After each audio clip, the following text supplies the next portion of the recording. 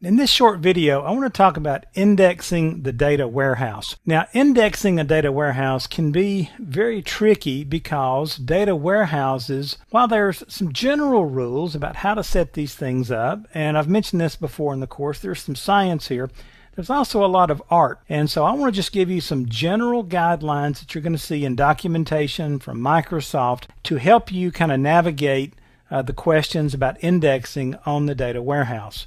On the exam.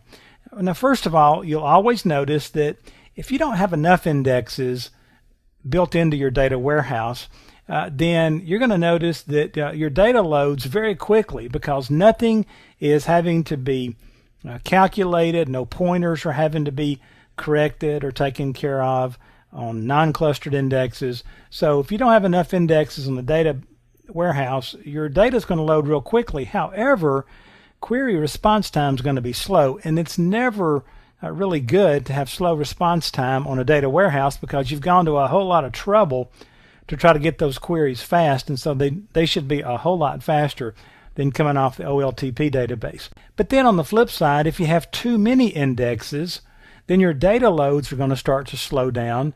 Your storage requirements start to go up because of all the pointers and the index management and the index files and so forth, but your query response time is really good. So as you can see here, what you've got are a couple of knobs that you can turn, so to speak. You can turn the indexes up and you can turn the query response up, and really you do that by turning one knob, and that is how many indexes you have. Now keep in mind, indexes in a data warehouse can be applied in two locations, to the fact table and to the dimensions table.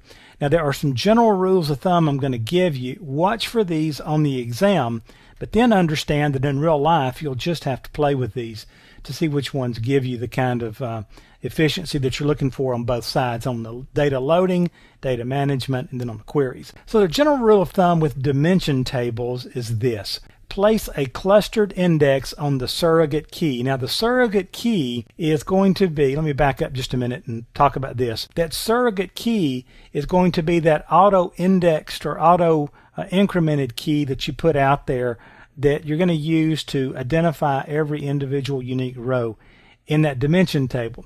You're going to have that surrogate key, remember, because of type 2 slow changing dimensions. You want to use that surrogate key because it helps you maintain uniqueness, and it helps you put data into that dimension table very easily. And that surrogate key should be very small. Don't start your original number at 153,456. That clustered index key should be as narrow as you can get it. So start it at 1 and increment it by 1. If the table has a whole lot of columns in those dimension tables, and sometimes they can, you may want to look at creating some non-clustered indexes on the most popular columns, and obviously popular means the most often used columns in your various queries. And so if you notice that one particular column's getting queried a whole lot, you may want to pop a non-clustered index on that and see what happens. You'll probably see your queries come back considerably faster. So keep that in mind. Then the general rule of thumb on the fact tables is that you should place a non-clustered index on the single column foreign keys to the dimension tables. Keep in mind, our keys in the fact table are the foreign keys that connect back to the primary keys in the dimension tables. And so that's a good general rule there. And if the primary key on the fact table is a composite of all the dimension foreign keys, make it a non-unique clustered index. Now this is a good place to start. I would suggest you start here, watch for these kind of questions on the exam, and just kind of regurgitate this back. But again, this whole idea of indexing is something you'll just have to learn over time, which one works better. You'll have to learn how to kind of feel your way around this, test, see what's giving you the kind of performance that you hope to get when you applied the index. And then you're always going to be trying to kind of find that balancing, that pivot point where you've got enough indexes to make your queries come back quickly and efficiently, but yet not too many to slow your data loads and explode the size of your data storage. So this is always a balancing point. Get confused or frustrated with indexing, welcome to the club. So anyway, this is just some general rules of thumb about indexing in a data warehouse.